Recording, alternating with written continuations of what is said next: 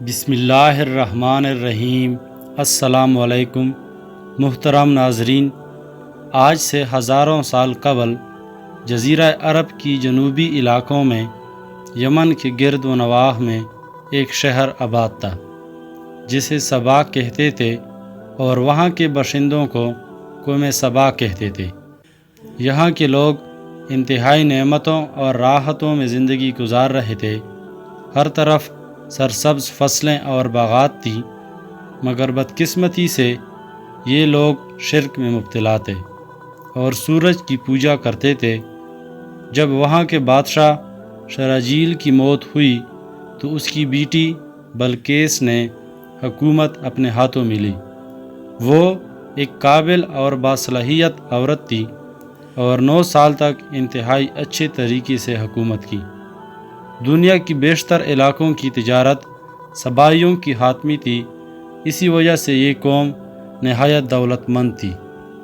یہ وہ زمانہ تھا جب مشرق سے مغرب تک تمام علاقوں پر حضرت سلیمان علیہ السلام بن داؤد علیہ السلام کی حکومت تھی۔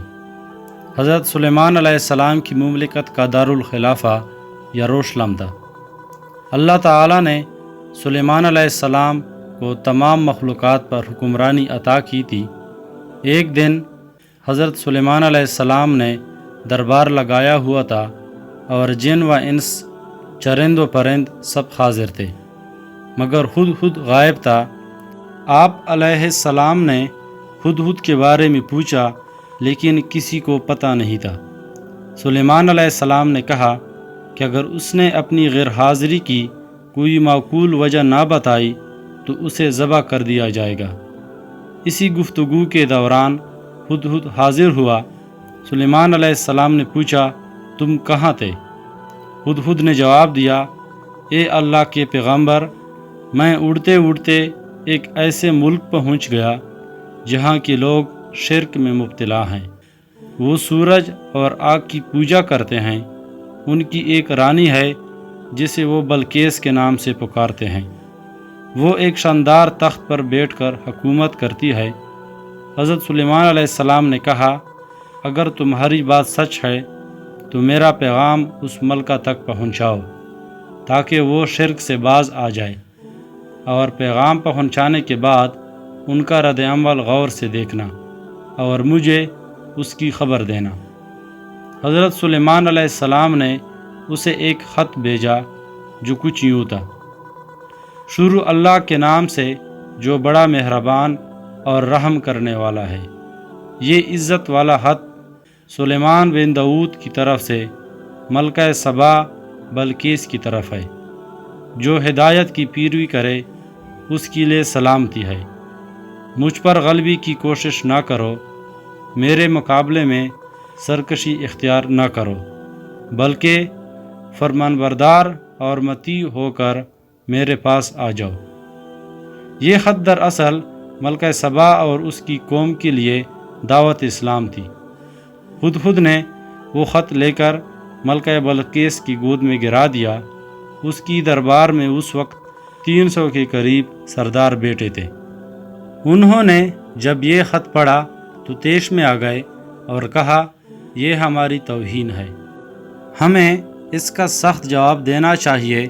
مگر ملکہ سمجھدار تھی اور ان سے کہا کہ خط سے پتہ چل رہا ہے کہ یہ کوئی عام شخص نہیں بلکہ خدا کا کوئی پیغمبر ہے۔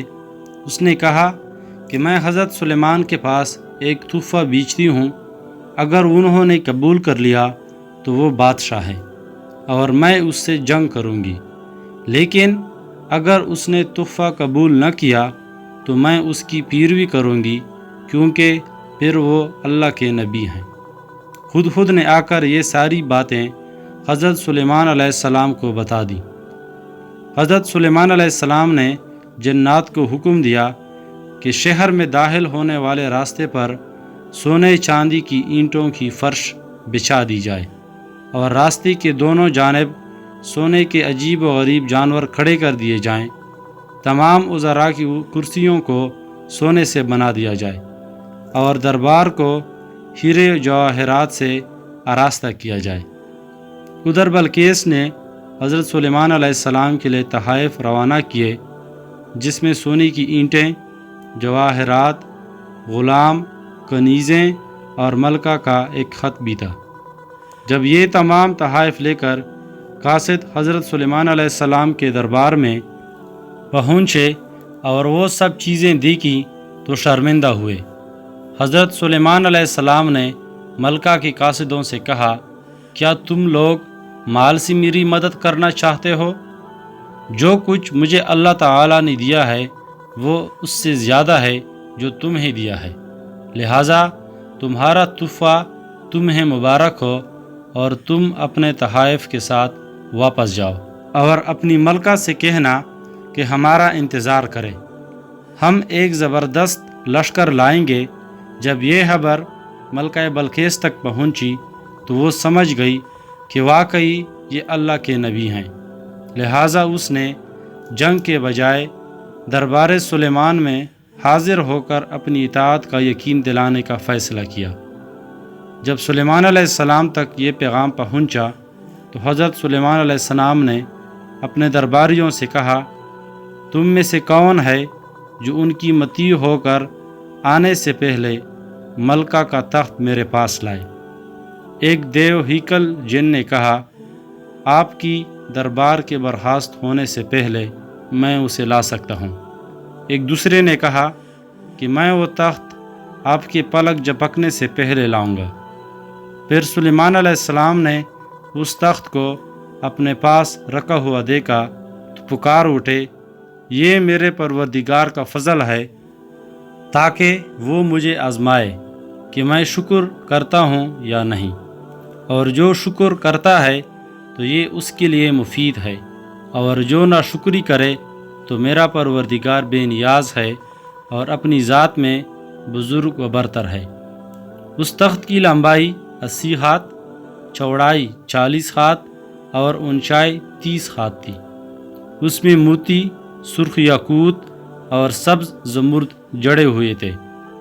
حضرت سلیمان علیہ السلام نے اس تخت میں رد و بدل کر دیا اور اسے پہلے سے بھی بہتر بنا دیا۔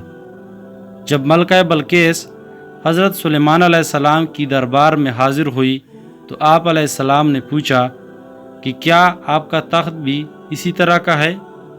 ملکہ بلقیس نے کہا، گویا یہ تو ہو بہو وہی ہے، اور ہمیں تو پہلے ہی معلوم ہو گیا تھا اور ہم فرمان بردار ہو چکے ہیں۔ بلقیس کے آنے سے پہلے حضرت سلیمان علیہ السلام نے ایسی عمارت بنانے کا حکم دیا جس کا فرش شیشے کا ہو اور نیچے پانی جاری ہو، پانی میں مچھلیاں اور دوسرے آبی جانور ہو۔ حضرت سلیمان علیہ السلام اس عمارت میں اپنی شاہی تخت پر براجمان تھے اور شیشے کے نیچے سے پانی پورے آب و تاب سے بہہ رہا تھا، جبکہ اس کے اوپر شیشہ نظر نہیں آتا تھا۔